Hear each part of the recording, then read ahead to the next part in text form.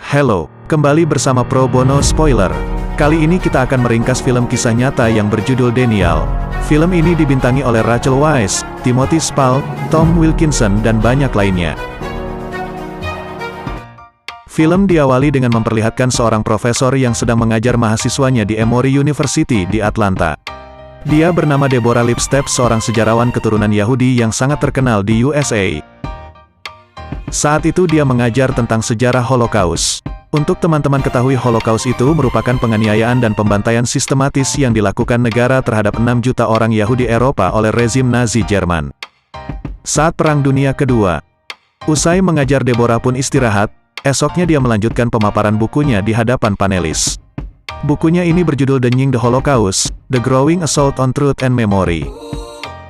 Dalam bukunya itu dia menyebutkan seorang sejarawan militer Inggris yang bernama David Irving sebagai penyangkal dan pemalsu sejarah Holocaust. Untuk diketahui, Irving menyebut Holocaust itu tidak ada, dan tidak ada pembantaian orang Nazi oleh Jerman. Tapi saat pemaparan itu, tahu-tahu Irving datang dan ada di lokasi meski Deborah tidak tahu. Irving sangat marah waktu itu. Dia menyebut Deborah telah mencemarkan nama baiknya selaku sejarawan, penulis tentang Nazi saat Perang Dunia Kedua. Irving ini sebenarnya penyangkal Holocaust atau bisa disebut revisionis Holocaust.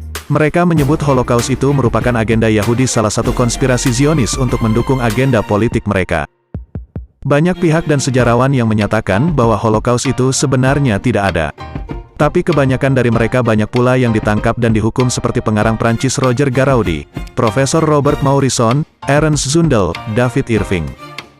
Saat di kampus, Deborah mendapat telepon dari Julius, salah seorang pengacaranya. Katanya Irving menggugatnya atas pencemaran nama baik, dan itu diajukan Irving di Pengadilan Tinggi London, Inggris. Irving juga terus berkampanye tentang penyangkalan Holocaust. Terlihat Irving saat memberi pertanyaan sikapnya pada massa. Deborah sendiri curhat dengan temannya yang bernama Libby.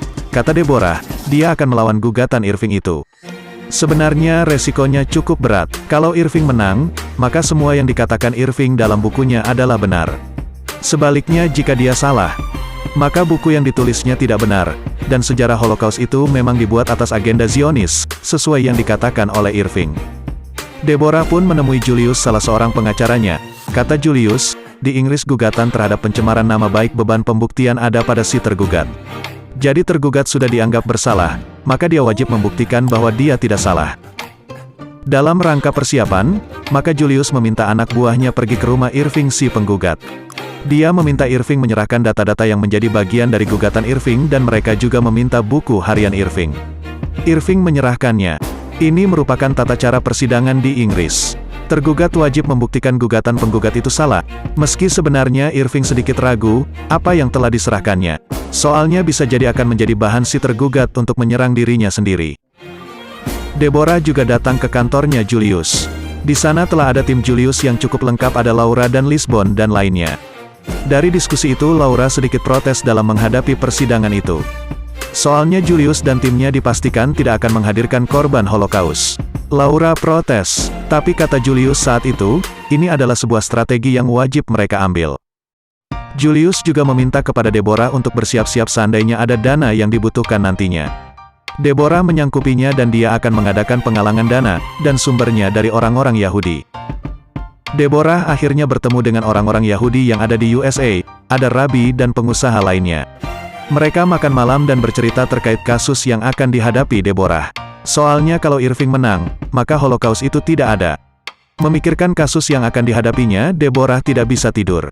Malam-malam dia pergi maraton. Aduh, sendirian pula. Akhirnya Deborah dan Julius dan timnya bertemu dengan seorang pengacara yang mewakilinya di persidangan nantinya.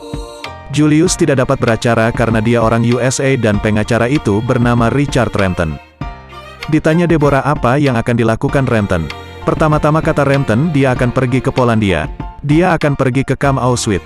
Untuk diketahui, Kamp Auschwitz ini merupakan tempat Holocaust terjadi. Renton berharap Deborah dan timnya dapat pergi dengannya. Setelah sampai di sana, mereka melihat bukti-bukti pembantaian yang dilakukan Nazi kepada kaum Yahudi. Ada gelang-gelang tanda tahanan, bekas dompet serta sepatu orang-orang yang akan dibunuh dengan gas cyanida. Mereka juga mengitari kamp, masuk ke dalam ruangan-ruangan penjara dan melihat sendiri lokasi-lokasi penting lainnya. Mereka juga ditemani Prof. Jan van de Verl, salah seorang ahli Holocaust ini. Dia menunjukkan lokasi-lokasi serta gambar-gambar kamp konsentrasi kepada Deborah dan timnya.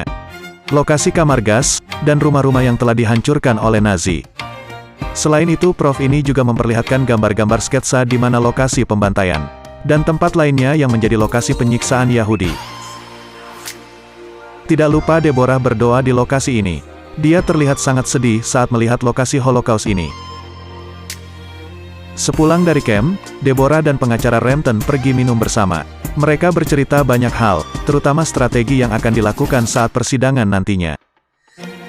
Kata Rampton, dia dan Julius telah memutuskan bahwa Deborah tidak akan menjadi saksi dalam proses persidangan nantinya. Sepertinya Deborah tidak mau terima akan hal itu. Soalnya dia yang digugat tapi dia tidak bersaksi. Julius dan Irving menghadap Hakim Sir Charles Grey guna menentukan sistem yang akan dipakai saat persidangan.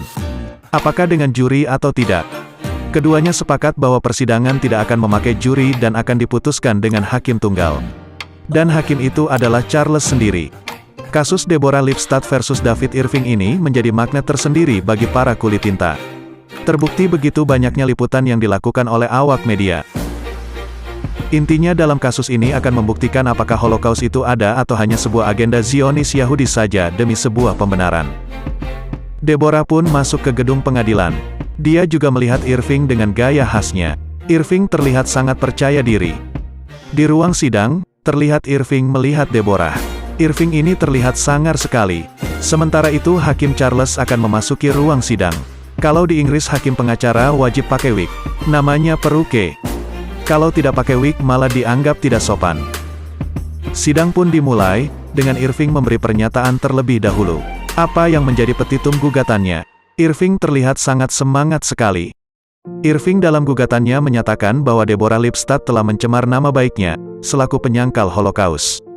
Dia merupakan orang profesional. Kata penyangkal merupakan kata yang buruk dan karena itu dia merasa terbuang dalam komunitasnya. Dia juga merasa tersudutkan di tengah masyarakat. Padahal apa yang dikatakannya terdapat fakta-fakta. Saat istirahat sidang, Deborah heran sepertinya Irving sudah tahu apa yang akan ditanyakan oleh pengacaranya. Tapi dengan santainya Julius mengatakan bahwa dia yang memberi pertanyaannya kepada Irving. Deborah sungguh terkejut, kok memberi strategi ke lawan? Tapi kata Julius dia akan mengkotakkan Irving dengan kebenaran. Dalam sidang selanjutnya Rampton pengacara Deborah mengatakan bahwa sebenarnya Irving itu adalah pembohong. Dia adalah pemalsu sejarah dan pendusta, kata Rampton. Ini dibuktikannya dengan buku yang ditulis Irving yang berjudul Hitler's War tahun 1977 sangat berbeda dengan edisi kedua pada tahun 1991. Dalam bukunya 1977 dia menerima Holocaust, tapi pada tahun 1991 dia menghilangkan semua tentang Holocaust. Saat usai sidang, Deborah ditemui salah seorang wanita. Wanita ini adalah korban Holocaust. Korban Holocaust ini meminta Deborah mengajukan dirinya dan korban lainnya bersaksi dalam proses persidangan. Deborah saat itu berjanji akan menanyakannya kepada tim pengacaranya terlebih dahulu.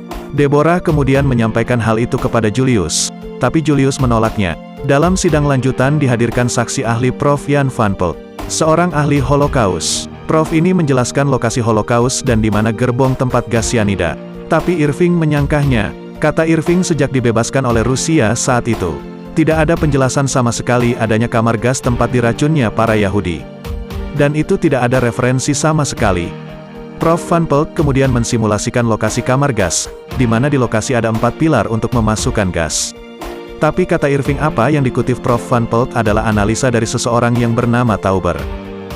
Dia menanyakan apakah Tauber menjelaskan di mana gas Zyklon B atau cyanida dimasukkan. Prof Van Pelt menjawab melalui pilar itu. Tapi Irving membantahnya bahwa tidak ada sama sekali lubang itu. Jadi apa yang dikatakan oleh Prof Van Pelt tidak terbukti sama sekali. Referensi Prof Van Pelt begitu lemah. Kalau tidak ada lubang, maka bagaimana gas Zyklon B dapat dimasukkan, kata Irving. Usai sidang, terlihat begitu banyak media massa. Deborah terlihat panik, karena tidak ada lubang tempat dimasukkannya gas Zyklon B itu. Tapi pemikiran tim pengacaranya berbeda. Saat itu Rampton keluar. Sepertinya dia malas dengar orang berdebat. Deborah ingin menahannya, tapi Julius menjelaskan bahwa Rampton harus mempersiapkan persidangannya nanti. Deborah kembali minta para korban Auschwitz dihadirkan sebagai saksi saat persidangan pada Julius. Tapi kali ini Julius mengatakannya dengan tegas bahwa itu akan membuat Irving mempermalukan mereka. Sidang selanjutnya pemeriksaan Irving sebagai penggugat. Renton mempertanyakan kenapa Irving menyangkal tidak adanya kamar gas di kamp konsentrasi Auschwitz. Padahal pemerintah Polandia menemukan kisi-kisi kamar krematorium ada sianida tahun 1945. Renton juga mempertanyakan mengapa Karl Bischoff kepala kamp saat itu juga dikenal dengan nama Vergasungskeller yang artinya gudang gas. Irving mengiyakan memang ada jejak sianida di kisi-kisi dinding. Tapi itu digunakan untuk mengasapi mayat saja. Tapi Renton sangat cerdik mengapa mayat diasapi dengan sianida. Irving saat ini benar-benar tertekan. Irving mengatakan saat itu banyak Yahudi yang terinfeksi tifus jadi mereka diasapi. Tapi Renton mempertanyakan kalau memang mereka diasapi tidak masalah. Tapi kenapa memerlukan pintu kedap dengan kaca ganda setebal 8 mm? Irving berdalih bahwa itu untuk menangkal pengeboman pihak Inggris. Tapi Renton membantahnya bagaimana mungkin pasukan Nazi SS berlindung di situ padahal barak mereka jaraknya 3 mil dari kamp Auschwitz itu. Dalam lanjutan sidang Renton mempertanyakan kepada Irving bahwa Irving sebenarnya adalah antisemit atau antisemitisme atau suatu sikap permusuhan atau prasangka terhadap kaum Yahudi. Irving membantahnya, dia bukan pria rasis, katanya. Tapi Renton membantahnya, dalam buku diarinya yang diminta oleh anak buah Julius di skin awal tadi. Renton menyebutkan bahwa Irving pernah menulis bahwa dia adalah bayi Arya, ras unggul dari Jerman. Bukan Yahudi atau sekterian. Jelang pembacaan putusan Deborah pun pulang ke Atlanta. Dia menyempatkan bertemu kawannya Libby. Dia juga berolahraga dan kembali mengajar. Hari pembacaan putusan pun dimulai. Terlihat begitu banyak awak media yang melakukan liputan. Karena kasus ini cukup besar lantaran kalau gugatan Irving benar, maka membuktikan bahwa Holocaust itu tidak ada. Deborah dan tim pengacaranya pun juga telah datang. Irving terlihat sangat percaya diri. Sementara itu Hakim Charles juga telah bersiap-siap. Dalam putusannya Hakim Charles menyatakan bahwa Irving membuat sejarah dalam versinya sendiri. Dia juga memanipulasi fakta sejarah. Oleh karena itu pengadilan memutuskan pertahanan atas dasar kebenaran telah berhasil. Dan pengadilan menerima dasar kebenaran tergugat. Intinya Deborah ini menang dalam kasus ini. Dia tidak terbukti mencemarkan nama baik Irving.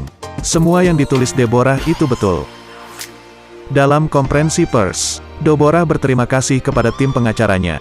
Dia tidak menyangka tim pengacaranya sangat hebat. Dia juga membantah dengan adanya putusan ini akan menghalangi kebebasan orang berbicara. Selesai. Jangan lupa like, komen, share and subscribe ya teman-teman, karena semua itu gak bayar alias gratis.